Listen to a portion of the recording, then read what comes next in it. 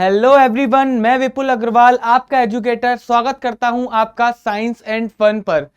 तो बच्चों, जैसा कि हमने बिजनेस स्टडीज की लास्ट 2 क्लासेस में उसका चैप्टर नंबर 1 जो कि है nature and purpose of business, उसका पार्ट 1 कंप्लीट करा था, जो कि हमें बताता है sir history of trade in ancient India कि किस तरह से 4000 साल 5000 साल पहले इंडिया के अंदर बिजनेस को कंडक्ट करा जाता था। तो बच्चों, वो टॉपिक खत्म होने के बाद हमारा आज के इस लेक्चर में स्टार्ट होने वाला है चैप्टर नंबर 1 का पार्ट 2, जो कि है बच्चों कॉन्सेप्ट ऑफ बिजनेस। यानी कि हम लोग इस पार्ट में बिजनेस के बारे में पढ़ेंगे कि एक्चुअल बिजनेस होता क्या है, बिजनेस की क्या डेफिनेशन है, बिजनेस किस एक्टिविटीज के अंडर आता है, कौन सी एक्टिविटी के अंदर बिजनेस आता है, बिजनेस होता क्या है, उसके ऑब्जेक्टिव्स क्या हैं, उसके फीचर्स क्या हैं, ये सारी चीजें हम लोग कॉन्सेप्ट ऑफ बिजनेस के अंदर पढ़ेंगे। तो बच्चों, आज की क्लास में हम कुछ बेसिक कॉन्सेप्ट क्लियर करने वाले हैं बिजनेस से रिलेटेड। आइए देखते हैं मीनिंग ऑफ ह्यूमन एक्टिविटीज। अब बच्चों, इस चीज को समझो कि हम लोग, आप देखते होंगे बच्चों, आप सुबह से लेकर शाम तक अपनी लाइफ में बहुत सारे काम करते हो। कुछ भी काम करना, आपका दिन स्टार्ट हुआ, आपका दिन खत्म हुआ, बल्कि 24 आवर्स आप कुछ ना कुछ काम में इन्वॉल्व रहते ही हो बच्चा। आप सोते हो तो वो भी एक काम है, आप जगते हो फिर जिस एक्टिविटीज में इन्वॉल्व रहते हो वो भी एक काम है, आप ये लेक्चर सुन रहे हो मेरा, आप मुझको अपनी स्क्रीन पर देख रहे हो, ये भी आप एक काम कर रहे हो। बात समझे या फिर नहीं समझे? यानी कि एक ह्यूमन बीइंग, एक इंसान अपनी लाइफ के अंदर, पूरी लाइफ के अंदर कुछ ना कुछ एक्टिविटीज में इन्वॉल्व रहता है, कुछ ना कुछ एक्टिविटीज में इन्वॉल्व रहता है। सर, अब एक इंसान इतने सारे काम करता क्यों है, वो किसी ना किसी एक्टिविटीज में इन्वॉल्व रहता क्यों है? क्योंकि उसको अपनी नीड्स को सेटिस्फाई करना होता है, ताकि वो जो लाइफ में अपनी लाइफ को जी रहा है उसे वो बेटर कर सके, उसे बच्चा वो बेटर कर सके। इसी वजह से वो कुछ ना कुछ एक्टिविटीज में, किसी ना किसी गतिविधि में सुबह से लेकर शाम तक अपनी पूरी लाइफ इन्वॉल्व रहेगा। आप कुछ भी कर रहे होंगे ना, वो आपकी एक्टिविटी है। आप सो रहे होंगे, वो भी एक्टिविटी है। जग रहे हैं, वो भी एक्टिविटी है। कुछ काम कर रहे हैं सर, वो भी एक्टिविटी है। तो आइए सर देखते हैं ह्यूमन एक्टिविटी एक्चुअल में होता क्या है। Human activity refers to the actions, behaviours and task. यानी कि हमारा कोई भी एक्शन, हमारा कोई भी एक्ट, हमारा बिहेवियर, हमारे task that individuals perform as a part of their daily life। अगर हम अपनी डेली लाइफ में, अगर एक इंडिविजुअल, एक सिंगल व्यक्ति अपनी डेली लाइफ में कोई काम करता है, कोई एक्शन लेता है, कोई टास्क परफॉर्म करता है, या फिर उसका बिहेवियर, सर ये सारी चीजें उसकी ह्यूमन एक्टिविटीज के अंदर काउंट होती है, उसकी एक्टिविटीज के अंदर काउंट होती हैं। आप ये वीडियो देख रहे हो तो बच्चा, आप एक टास्क को परफॉर्म कर रहे हो, आप अपने नोट्स बना रहे हो, आप अपने एक एक्शन को क्या बोलते हैं, कर रहे हो, आप एक एक्ट कर रहे हो, एक्शन को इनिशिएट कर रहे हो। आप कभी कभी देखते होंगे बच्चों, मम्मी मेरा तो बिल्कुल मन नहीं है खाना खाने का, आप ऐसा बिहेव करने लगते हो कि आपका एक्चुअल में मन नहीं है खाना खाने का, या कभी बीमारी का बहाना बनाते हो। तो आपके बिहेवियर भी आपकी एक्टिविटीज के अंदर ही काउंट होते हैं। जैसे बेटा वर्किंग, किसी काम को करना, सोशलाइजिंग, किसी से मिलना जुलना भी हमारी ह्यूमन एक्टिविटीज के अंदर काउंट होता है। एक्सरसाइज करना, सर जिम गए सर, वो भी तो एक काम ही है, उससे भी तो हमें एक सेटिस्फेक्शन मिलता है, उससे भी तो हमें एक तरीके का हमारी नीड पूरी होती है। लर्निंग, सर कुछ सीख रहे हो, ये भी एक ह्यूमन एक्टिविटीज के अंडर आता है। क्रिएटिंग, कुछ अच्छा बना रहे हो, कुछ बना रहे हो, सर ये भी ह्यूमन एक्टिविटीज के अंडर आता है। बहुत ही आसान सी डेफिनेशन है। अगर हम अपनी डेली लाइफ में कोई एक्शन, कोई टास्क या फिर अपने बिहेवियर, ये तीनों चीज बेटा हमारी ह्यूमन एक्टिविटीज होती हैं। कुछ चीज बनाना, काम करना, वर्किंग हो गया, किसी से मिलना, सोशलाइजिंग हो गया, ट्रेनिंग हो गया, क्रिएटिंग हो गया, लर्निंग हो गया। बेटा ये सारी चीजें जो होती है ना, ये ह्यूमन एक्टिविटीज का पार्ट होती हैं।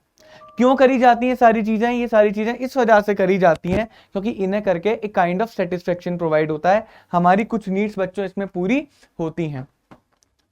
If you look around, you will observe that people undertake various activities। अगर सर आप अपनी आसपास की चीज़ों को देखते हैं ना, अपने आसपास के लोगों को देखते हैं, आप अपने मम्मी पापा को देखते होंगे, अपने फ्रेंड्स को देखते होंगे, अपने फ्रेंड्स के मम्मी पापा को देखते होंगे, तो आपको ये पता लगता होगा कि वो बेटा वेरियस एक्टिविटीज में इन्वॉल्व रहते हैं, वेरियस एक्टिविटीज में इन्वॉल्व रहते हैं। क्यों रहते हैं? ताकि वो अपनी नीड्स को पूरा कर सकें, ताकि वो अपनी नीड्स को पूरा कर सकें।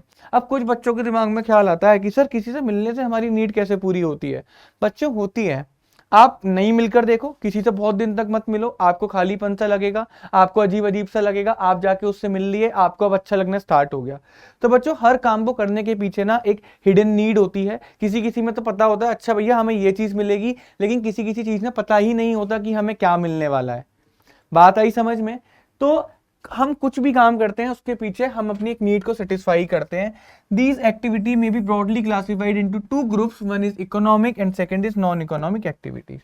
अब सर ह्यूमन एक्टिविटीज को दो ग्रुप के अंदर डिवाइड कर दिया गया, पहला economic activities, second non economic activities. अब सर क्या होती हैं ये इकोनॉमिक एक्टिविटीज, क्या होती हैं ये नॉन इकोनॉमिक एक्टिविटीज?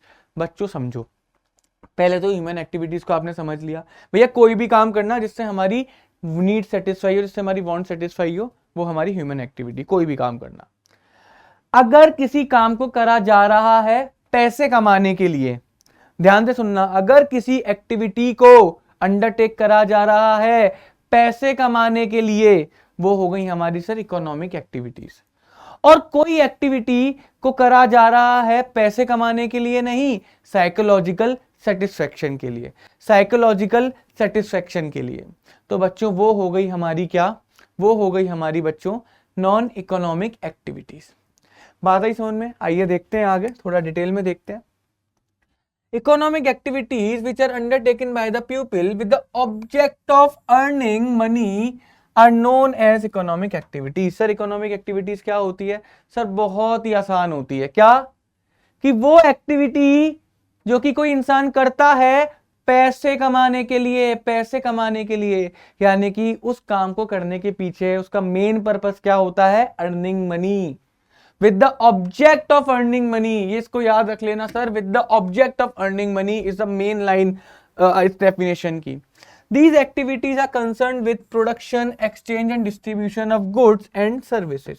अब सर पैसे कमाने के लिए क्या काम करे जाते हैं? हमने ये तो सीख लिया कि एक्टिविटीज जो कि पैसा कमा कर दें वो नॉन इकोनॉमिक एक्टिविटीज हो गई, वो इकोनॉमिक एक्टिविटीज हो गई। बट वो एक्टिविटीज के अंदर करते क्या हैं? उन एक्टिविटीज के अंदर प्रोडक्शन, या तो कोई चीज बना रहे होंगे या किसी चीज को एक्सचेंज कर रहे होंगे, खरीद के बेच रहे होंगे, या गुड्स एंड सर्विसेज को डिस्ट्रीब्यूट कर रहे होंगे। गुड्स एंड सर्विसेज को अपनी, जैसे मान के चलो मैं यहाँ पर खड़ा होकर अपनी सर्विसेज को डिस्ट्रीब्यूट कर रहा हूँ या फिर नहीं कर रहा, तो इससे मेरे को पैसा मिलेगा। बात आई समझ में या फिर नहीं आई? तो यानी कि कोई भी ऐसी चीज जिससे पैसा कमाया जाए वो इकोनॉमिक एक्टिविटीज हो गई। अब उसके अंदर मेनली जो होता है बच्चों production, exchange, distribution of goods and services. Production मतलब कोई चीज को बनाना, एक्सचेंज मतलब मान के चलो मेरे को किसी इंसान की कोई शूज अच्छे लगे, उसे मेरी टी शर्ट अच्छी लगी, हमने एक्सचेंज कर ली, ये भी एक तरीके से इकोनॉमिक एक्टिविटीज है। भाई पैसे नहीं गए ना, लेकिन पैसे के बदले में तो कुछ आ गया। अगर मैं उससे शूज खरीदता तो पैसे देने पड़ते नहीं पड़ते? मैंने पैसे ना देकर उसे बदले में अपनी T shirt they the. And distribution of goods and services, और गुड्स एंड सर्विसेज को डिस्ट्रीब्यूट करना, फैलाना, वो भी हमारा क्या हो गया? इकोनॉमिक एक्टिविटीज के अंदर आता है। एग्जांपल देखिए, production of goods in factory. Sir factory क्यों कराई जाती है? फैक्ट्री क्यों सेटअप करी जाती है? प्रोडक्शन क्यों होता है? ताकि उस प्रोडक्शन, उस प्रोड्यूस गुड्स को बेचकर पैसा आ सके। Distribution of goods by the wholesaler and retailer. Sir wholesaler and retailer goods को डिस्ट्रीब्यूट क्यों करते हैं? भाई प्रोड्यूसर होलसेलर और रिटेलर से मिले हुए होते हैं ताकि उनका जो गुड्स है ना वो बहुत ज्यादा जगह में फैल सके और ज्यादा एरिया कवर कर सके। क्यों? ताकि उन्हें पैसा मिल सके इस काम का।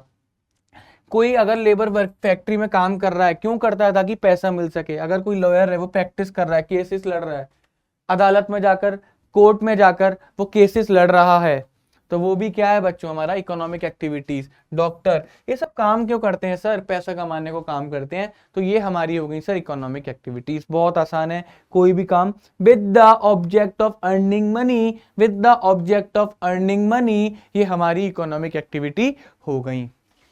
आइए सर नेक्स्ट देखते हैं अब नॉन इकोनॉमिक एक्टिविटीज क्या होती हैं। बच्चे बोलेंगे सर जब हमें पैसा नहीं मिलेगा तो हम काम करेंगे ही क्यों? बेटा आप करते हो, आपको पता नहीं है, आप काम को करते हो। आपकी मान के चलो आपकी मम्मी ने आपसे बोला कि बेटा एक काम कर, आज ना मैं सुबह से बहुत थक गई हूं, मेरे पैर दबा दे। आपने जाकर अपनी मम्मी के पैर दबा दिए। जब मम्मी थोड़ा सा रिलैक्स फील करेंगी, क्या उनकी उस रिलैक्सेशन को देखकर आपको अच्छा लगेगा या फिर नहीं लगेगा? आपने काम करा, आपको एक सेटिस्फेक्शन मिला, अरे वाह मम्मी मेरी वजह से बहुत ज्यादा खुश है। हाँ जी। कभी कभी बच्चों ऐसा होता है कि आप अपनी गर्लफ्रेंड के लिए क्या लेकर जाते हैं? फ्लावर खरीद के ले गए, रेड रोज खरीद के ले गए। आपने उसको रेड रोज दिया, जिसकी वजह से उसके चेहरे पे बड़ी मुस्कान आई, आपने उनकी आंखों में अपने लिए चमक देखी। तो वो चमक आपको क्या दे रही है बेटा? एक सेटिस्फेक्शन प्रोवाइड कर रही है, नहीं कर रही? क्या आपने उसको रोज इस वजह से दिया कि आपको बदले में पैसे मिले? नहीं, आपने उसके चेहरे पे खुशी देखने के लिए उसको रोज दिया।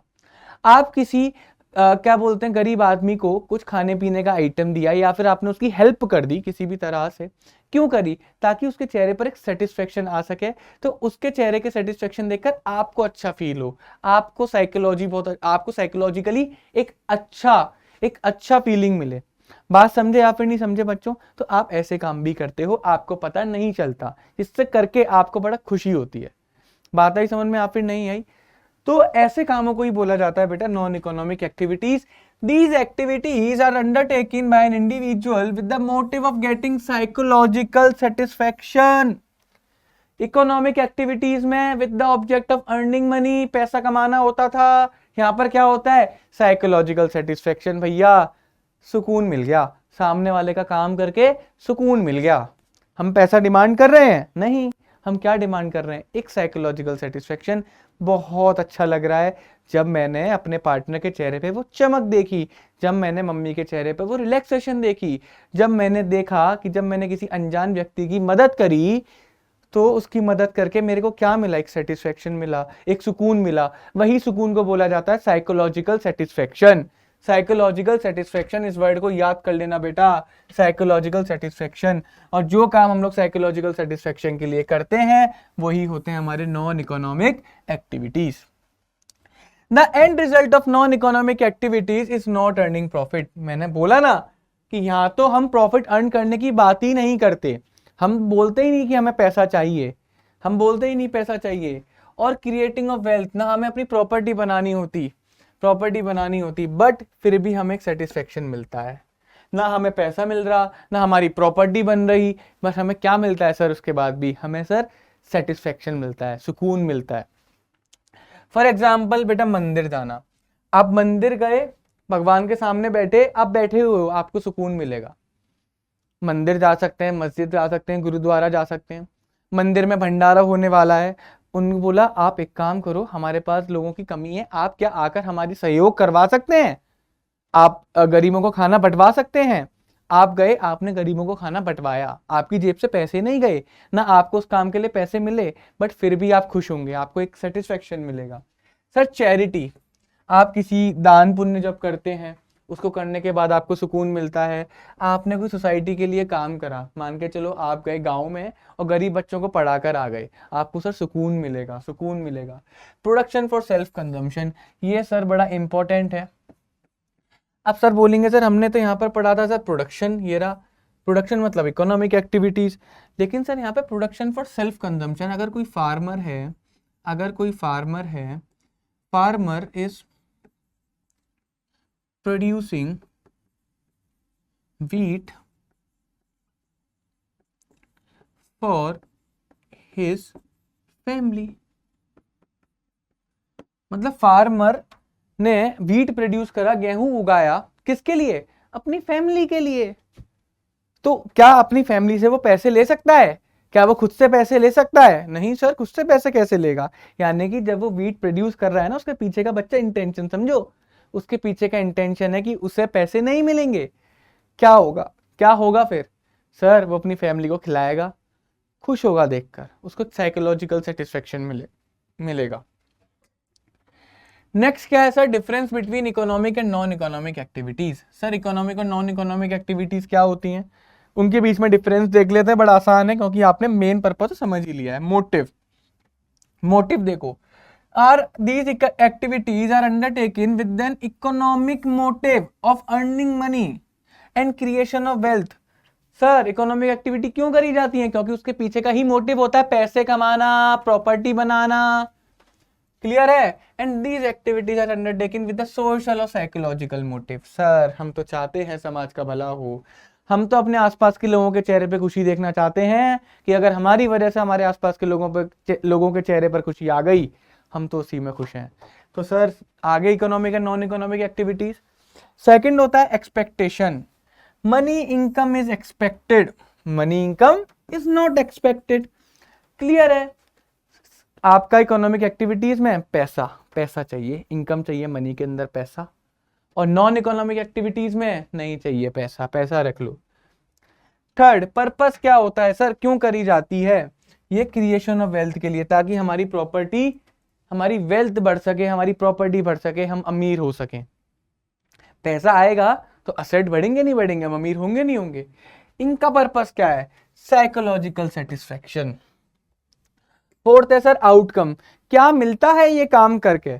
The outcome of this activities is production of goods and services. Sir in activities को करने के लिए हमें गुड्स एंड सर्विसेज को बनाना होगा, हमें गुड्स एंड सर्विसेज को प्रोड्यूस करना होगा, जिससे वो मार्केट में जाएंगी तो हमें पैसा मिलेगा। The outcome of this activities is mental satisfaction. Sir दिमागी सुकून। फिफ्थ क्या है? एग्जाम्पल्स। सर इसका example business, profession and employment. अभी पढ़ते हैं इनके बारे में डीप में। सर इसका क्या है? Family orientation activities. सर अपनी फैमिली के लिए करी गई कोई भी काम। रिलीजियस, अपने धर्म के लिए करा गया कोई भी काम। सोसाइटी के लिए करा गया कोई भी काम। अपने देश के लिए करा गया कोई भी काम। अपने देश के लिए करा गया कोई भी काम। बात ही समझ में नहीं आई? आप जा रहे थे, आपने, मोदी जी ने बोला अपने देश को स्वच्छ रखिए, उन्होंने आपको टास्क दिया, आपकी उस एक्टिविटी को एक पेट्रियोटिक फीलिंग के साथ जोड़ दिया। आप क्या करेंगे? आप देखेंगे यार मैं पूरी जगह को तो साफ रख नहीं सकता, एटलीस्ट अगर मैं अपने आसपास की जगह को साफ रखूंगा, तो ऐसा सब सोचेंगे तो पूरा देश साफ हो जाएगा। तो बात समझे नहीं समझे? तो उन्होंने एक पेट्रियोटिक फीलिंग जब डेवलप कर दी ना इंसान के अंदर, तो वहां पर चीजें होना आसान हो गई। और ये काम आप पैसे कमाने के लिए नहीं, बट खुद के सेटिस्फेक्शन के लिए करते हो कि मेरा देश आगे बढ़ रहा है। अब सर देखो, state whether each of the following is an economic activity और नॉट। अब यहां देखकर बताओ इनमें से कौन सी इकोनॉमिक एक्टिविटी है और कौन सी इकोनॉमिक एक्टिविटी नहीं है। Store owner sympathizes with a needy elderly person and gives medicine for his ailment बच्चों एक बात बताओ, स्टोर ओनर ने सिंपैथी दिखाई एक नीडी एल्डरली पर्सन के लिए और उसको मेडिसिन दे दी ताकि वो ठीक हो जाए, बच्चों वो ठीक हो जाए। आइए स्टूडेंट्स देखते हैं अब टाइप ऑफ इकोनॉमिक एक्टिविटीज क्या होती हैं, कितनी तरीके की इकोनॉमिक एक्टिविटीज होती हैं। Students there are 3 types of economic activities. Economic activities आपकी 3 तरह की होती हैं। पहली जो आपकी इकोनॉमिक एक्टिविटी होती है बच्चों, वो होती है आपकी बिजनेस।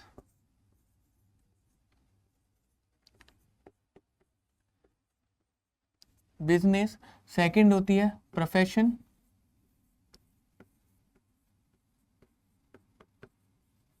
थर्ड होती है बच्चों आपकी एम्प्लॉयमेंट।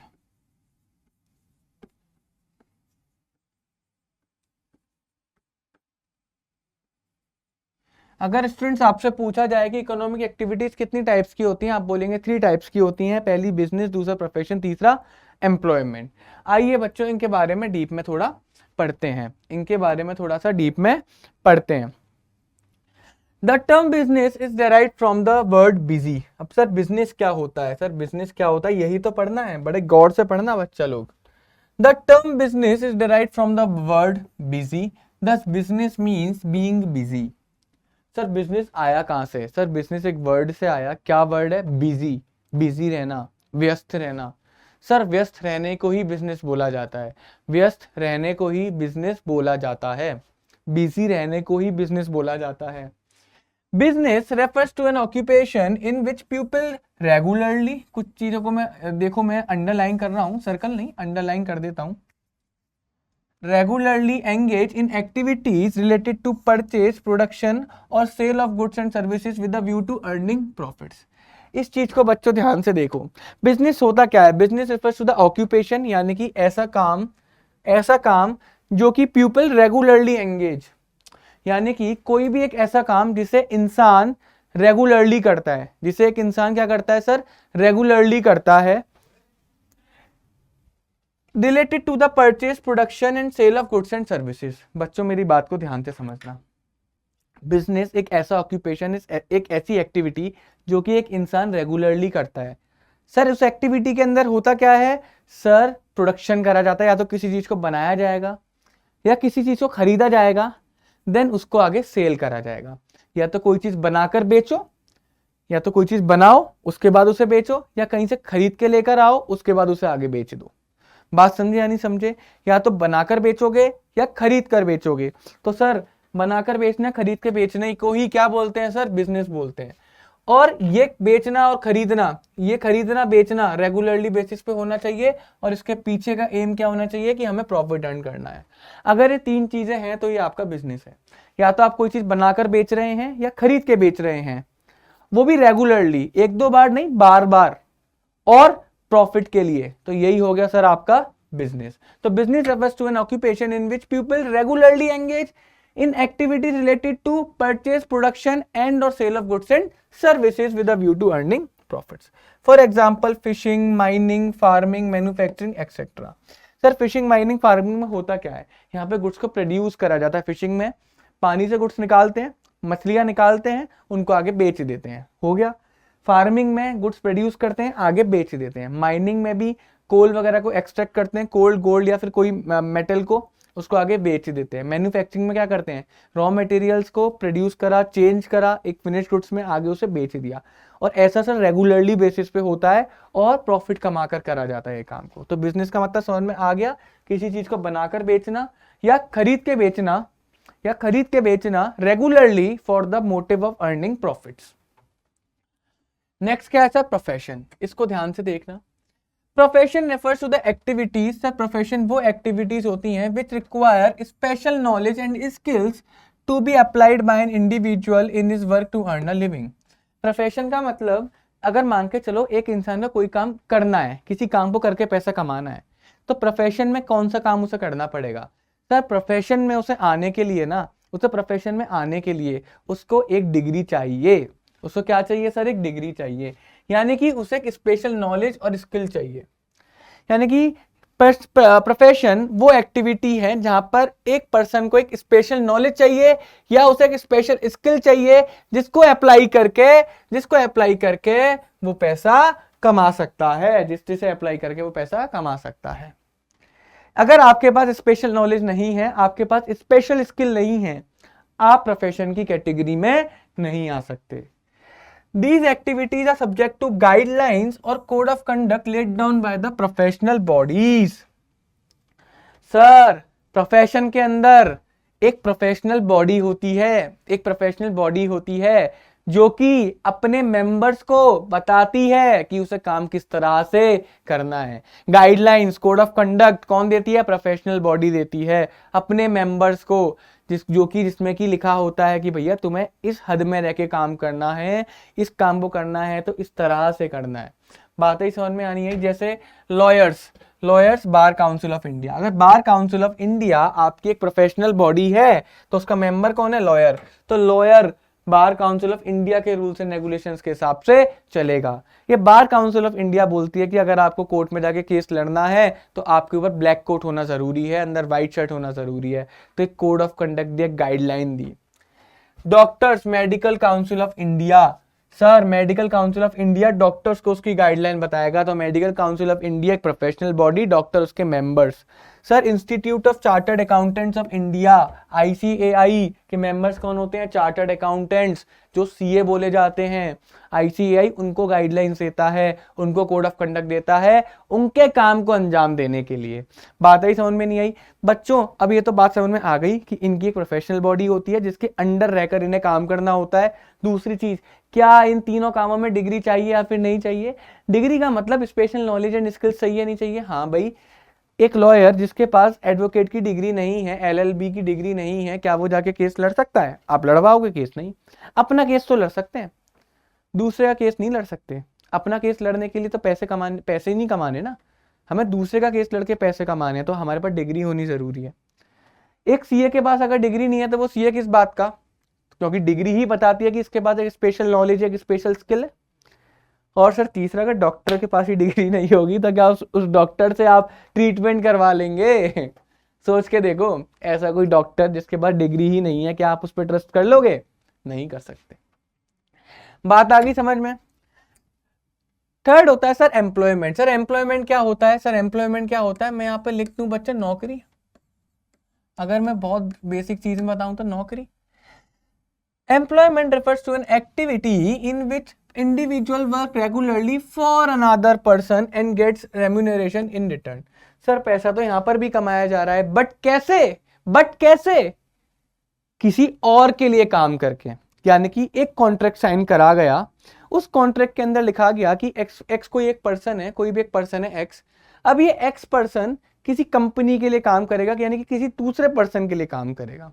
यानी कि जब एक पर्सन किसी और पर्सन के लिए काम करे एक कॉन्ट्रैक्ट के अंदर रहकर, उसे बोलते हैं सर एम्प्लॉयमेंट, उसे बोलते हैं एम्प्लॉयमेंट। अब दूसरे के लिए काम करने के बाद उसे क्या मिलता है सर? उसे पैसा मिलता है।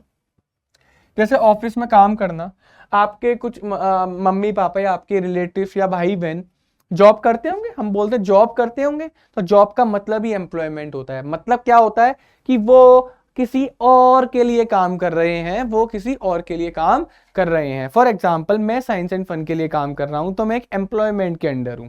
क्लियर है बच्चों? बैंक्स में आपने देखा होगा ना, मैनेजर्स वगैरह जो बैंक के लिए काम करते हैं, बैंक उनका थोड़ा ना होता, वो तो बैंक के लिए काम करते हैं, तो एम्प्लॉयमेंट के अंदर है। इंश्योरेंस कंपनी में जो मैनेजर्स काम करते हैं, क्लर्क है, पियोन है, सेल्समैन है, ये सब बच्चों एम्प्लॉयमेंट की कैटेगरी में आते हैं। अगर मैं आपसे बोलूं सर काम देने वाला, यानी कि जो काम दे रहा है वो कौन कहलाएगा? सर ये एम्प्लॉयर कहलाएगा। क्या कहलाएगा सर? ये एम्प्लॉयर। यहां पे मैं लिख दूं अगर बच्चों काम करने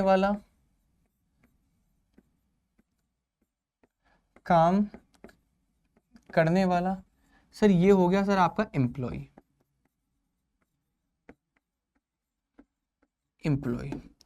यानी कि मैं कह दूं ये बॉस है। हाँ जी सर, ये बॉस है। जो काम देता है वो एम्प्लॉयर, जो काम करता है वो एम्प्लॉय। क्लियर है बच्चों? कोई प्रॉब्लम?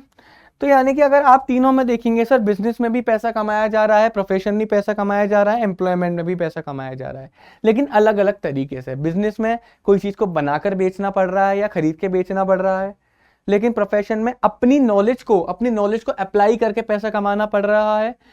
एम्प्लॉयमेंट के अंदर एक कॉन्ट्रैक्ट साइन करना पड़ रहा है, फिर आपको किसी और के लिए काम करना पड़ेगा जिससे कि आपको पैसा मिलेगा।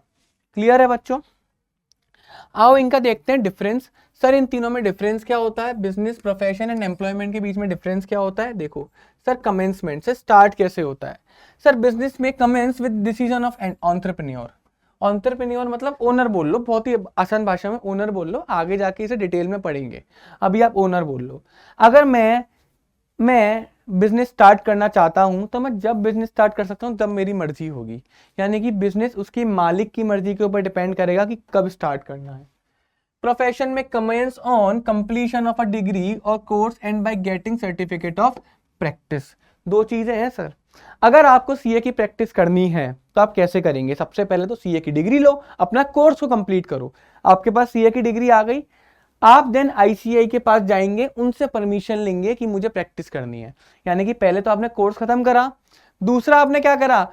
सर्टिफिकेट ऑफ प्रैक्टिस लिया, यानी कि अपने प्रोफेशनल बॉडी से परमिशन ली कि मैं प्रैक्टिस करूंगा। सब करते हैं sir, bar council of India, advocate भी करते हैं, पहले डिग्री पूरी करते हैं, फिर बार काउंसिल ऑफ इंडिया से लाइसेंस लेते हैं। सीए भी जब डिग्री पूरी कर लेंगे उसके बाद सीओपी लेते हैं, सर्टिफिकेट ऑफ प्रैक्टिस लेते हैं। डॉक्टर्स भी डिग्री पूरी कर लेते हैं, देन सीओपी लेते हैं, सर्टिफिकेट ऑफ प्रैक्टिस लेते हैं। तो ये दोनों काम होना जरूरी है, तब आप प्रोफेशन को स्टार्ट कर सकते हैं। एम्प्लॉयमेंट, आप ड्यूटी ज्वाइन कर लो और एक सर्विस एग्रीमेंट में साइन कर लो, आपने दो काम कर लिए, आप एम्प्लॉयमेंट के अंदर हो। सर क्वालिफिकेशन, क्या क्या क्वालिफिकेशन चाहिए? सर बिजनेस तो कोई भी कर सकता है, कोई मिनिमम क्वालिफिकेशन नहीं है। कोई नहीं कि आपके पास बीकॉम होना चाहिए, 12th पास होने चाहिए। अगर आप अनपढ़ हो, अंगूठा छाप भी हो, तब भी आप बिजनेस कर सकते हो। Prescribed and professional qualification and training required. Sir यहाँ पर तो एक प्रोफेशनल क्वालिफिकेशन चाहिए ही चाहिए, सीए के लिए सीए की डिग्री चाहिए, डॉक्टर बनने के लिए मेडिकल की डिग्री चाहिए, यहाँ पर मिनिमम डिग्री चाहिए, उसके बिना प्रोफेशनल नहीं बन सकते। Qualification depends on the nature of job. अगर आपकी जॉब एक अच्छे लेवल की, एक बड़े स्केल की जॉब है तो आपको एक अच्छी डिग्री चाहिए। अगर आपकी जॉब ऐसी वैसी है, छोटी बेटा किसी छोटी मोटी पोस्ट पर हो आप, जिसमें ज़्यादा नॉलेज आपको लगानी नहीं है, तो आपको बिना किसी हायर क्वालिफिकेशन के भी जॉब मिल जाएगी। जॉब के अंदर डिपेंड करता है डिग्री का रोल क्या है। थर्ड है बच्चों इन्वेस्टमेंट। सर इन्वेस्टमेंट कितना लगेगा? Capital requirement depends on the scale of business. Sir पहली बात तो ध्यान से सुनो, बिजनेस के अंदर कैपिटल तो लगेगा ही लगेगा, इन्वेस्टमेंट तो होगा ही होगा। कितना होगा ये बिजनेस के ऊपर डिपेंड करता है। Limited capital investment is required. Sir profession के अंदर भी कैपिटल लगता है, but in comparison to business कम लगता है। एक लिमिटेड ही कैपिटल चाहिए होता है, ये नहीं कि आप अपना प्रोफेशनल बढ़ाओगे, प्रोफेशन बढ़ाते चले जाओगे तो क्या बोलते हैं आपकी कैपिटल बढ़ती चली जाएगी। बिजनेस के अंदर आप बिजनेस को बढ़ाओगे तो कैपिटल बढ़ती चली जाएगी ना। अब डॉक्टर का सोचो, डॉक्टर का क्लिनिक है, एक उसने जगह रेंट पे ले ली, अब उसे अपना क्लिनिक बढ़ाना है, तो क्लिनिक क्यों बढ़ाना है भाई, वो ज्यादा देर बैठ जाएगा तो ज्यादा पेशेंट आने लगेंगे, बढ़ गया उसका, तो उसे इन्वेस्टमेंट और नहीं करना, एक लिमिटेड लेवल तक ही उसे इन्वेस्टमेंट करना है।